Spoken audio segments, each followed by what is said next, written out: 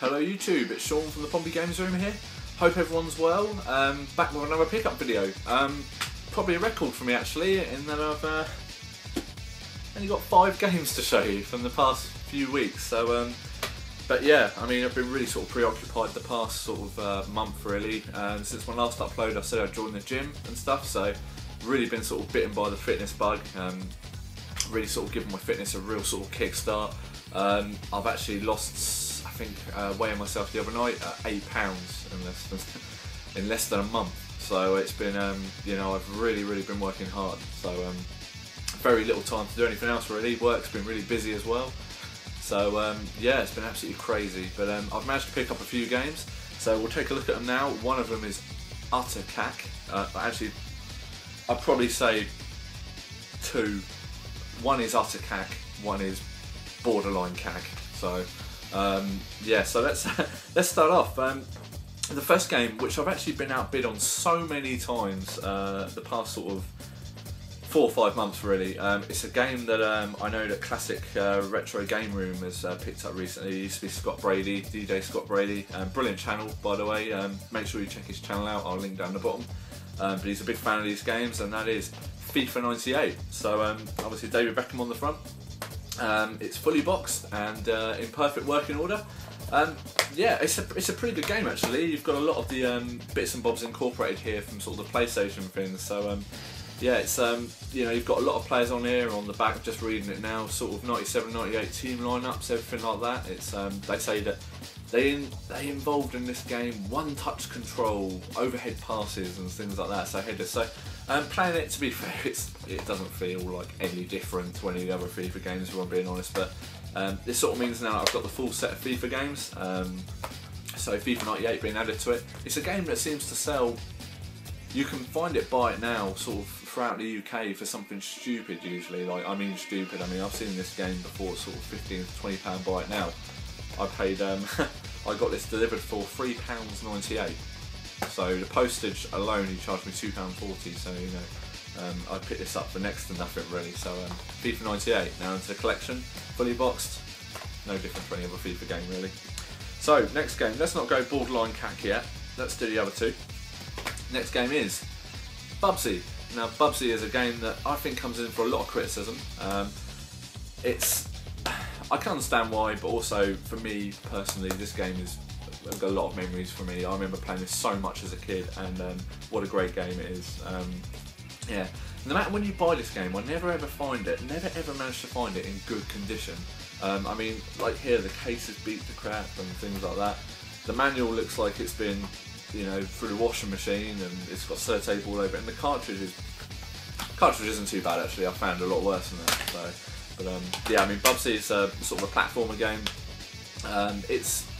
It's one of those games that's sort of borderline. I think it's got fans, but it's also got as many sort of people that hate it as it has fans. It's a sort of a real 50-50 game. You either love it or hate it, this game. But no, brilliant game. I've played it for about 20 minutes since I bought it, and yeah, I'm definitely going to have to hunt out Bubsy 2, which to be fair, I didn't actually like at all when I played Bubsy 2 back in the day, so maybe yeah, we'll see it again. We'll see it rear its ugly head. That, you know, it pretty much is a poor game. But anyway, so next game, I'll save the borderline cat game that's coming up. So next game, Gods. Now this game is fully boxed and it's another Accolade game.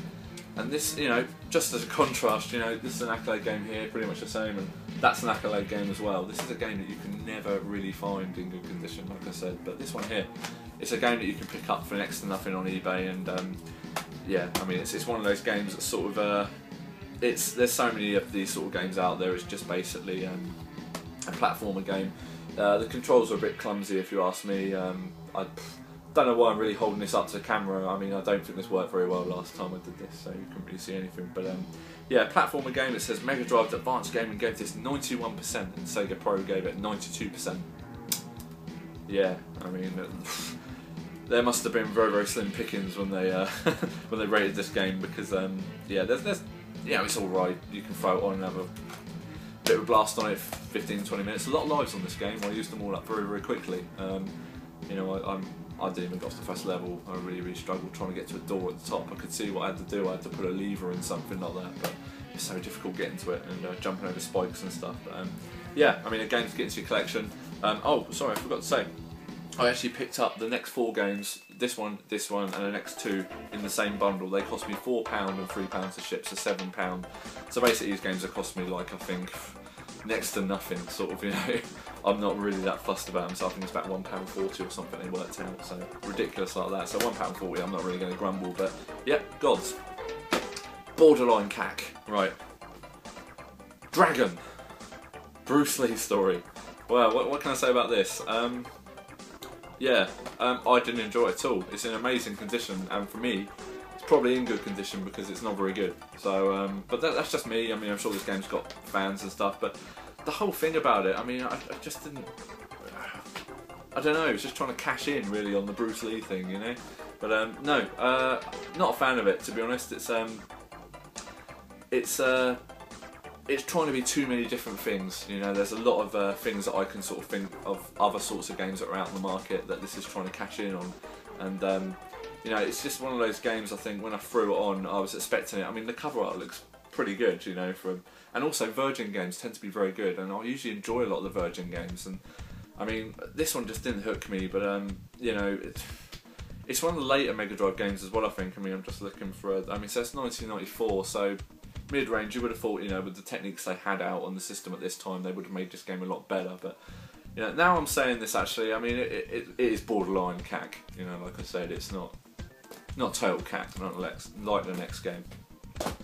So yeah, that was in the bundle, the you know, £1.40 game. So not too bad. Right, well, for this franchise, to be honest, I used to love this franchise. I used to play it on some of my earlier systems, and that is Double Dragon 3. And well, how can I summarise this game? Cack. Seriously. This game is trying to be so many different things. There's elements of Streets of Rage in it. Sorry, obviously no manual.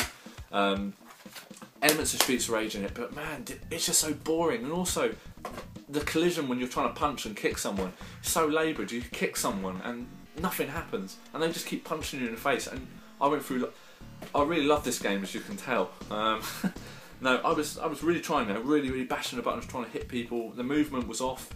I mean, it just wasn't working. It wasn't really going for me at all.